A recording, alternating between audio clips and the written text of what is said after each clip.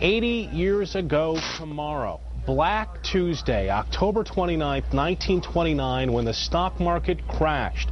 A volume of over 16 million shares lost, the crash marking the beginning of what was to become the Great Depression. Brad Stamm is professor of economics. He's chair of the Cornerstone University Business Department. Thanks for coming in tonight, Brad. We're talking about parallels of what happened then and what might happen now. Let's talk about today, the current state of Wall Street. In your opinion, is this sense of recovery short-sighted?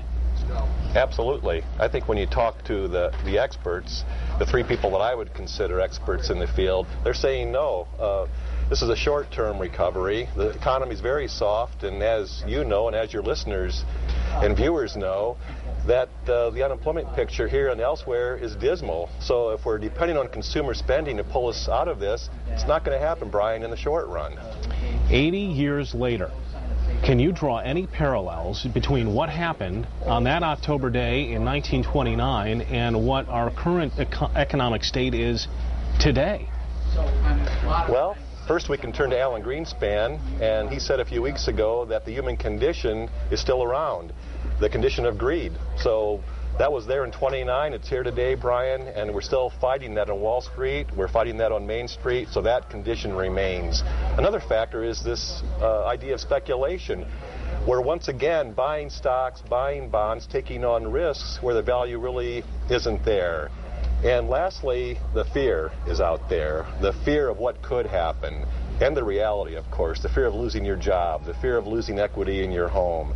And that's as rampant now as I think almost what it was in 29, Brian, except there were 25% unemployed at that point. In Michigan, we've got, 15.3%? But if you add in the people who are looking for work, out of the labor force, and if you add in the people who are underemployed, believe it or not, we're about 20%. We're right there. We're almost there. Some counties in Michigan, I think Mackinac County was at 25%. Real quickly, can you draw any significant differences between then and now? You were talking a little bit about the media and the speculation happening in the newspapers back then and what happens with the media today. It seems like the news is reported before it happens.